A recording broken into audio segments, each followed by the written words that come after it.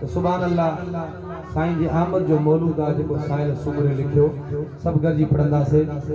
हो सब नबियन जो सरदार आयो, सब नबियन जो सरदार आयो, सब नबियन जो सरदार आयो। सोनो अरब अजम जो सिंगार आयो, सोनो अरब अजम जो सिंगार आयो, सब नबियन जो सरदार आयो, सब नबियन जो सरदार आयो। उठी रहमत जी बरसात भलिया। मिलाद अटेंड करे करे थकी पिया असांखे तो शहर की खबर न हूंदा ही ॿार जलसन ते जो नासिर ऐं समी जे करे आयासीं।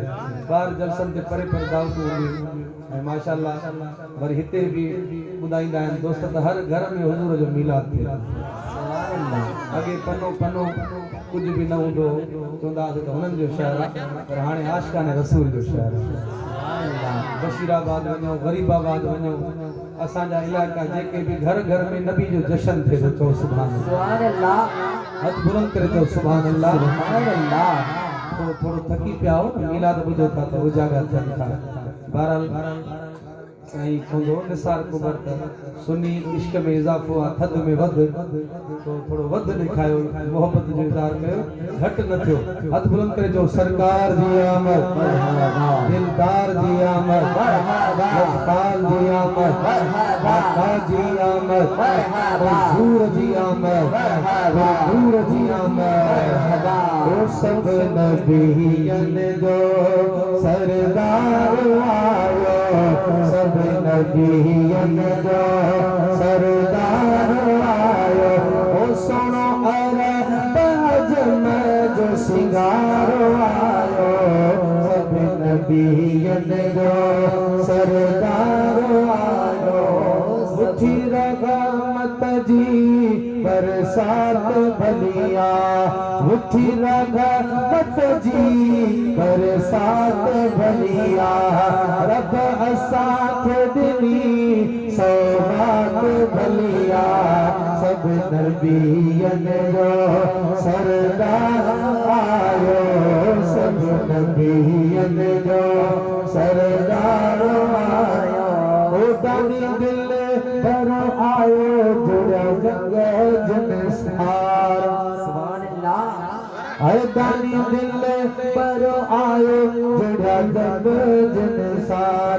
आई जग में बहार गुल फुटा गुलजार, सब नबियन जो सरदार आयो, सब नबियन सब नबियन जो सरदार आयो, सब नबियन जो सरदार आयो।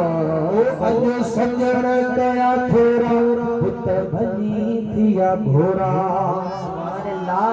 अज सजण कया थोरा पुत भनी थिया घोरा, अज सजण कया थोरा पुत भनी थिया घोरा। अज रुनो शैतान करे जोरा जोरा जोरा, सब नबियन जो सरदार आयो, साईं सब नबियन जो सरदार आयो। दोनों अरब अजम जो सिंगार आयो, सब नबियन जो सरदार आयो। हथ खड़ी तो सुभान अल्लाह।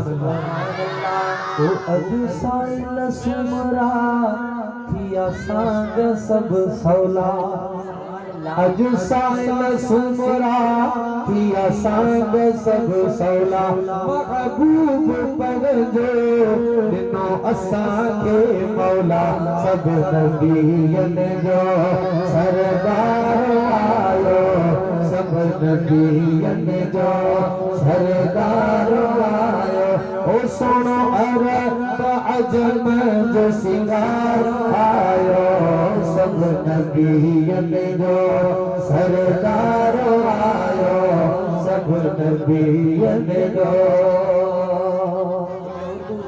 उर्दू नासिर जिला हुकुम थियो आहे महबूब जी बज़ मां उन हवाले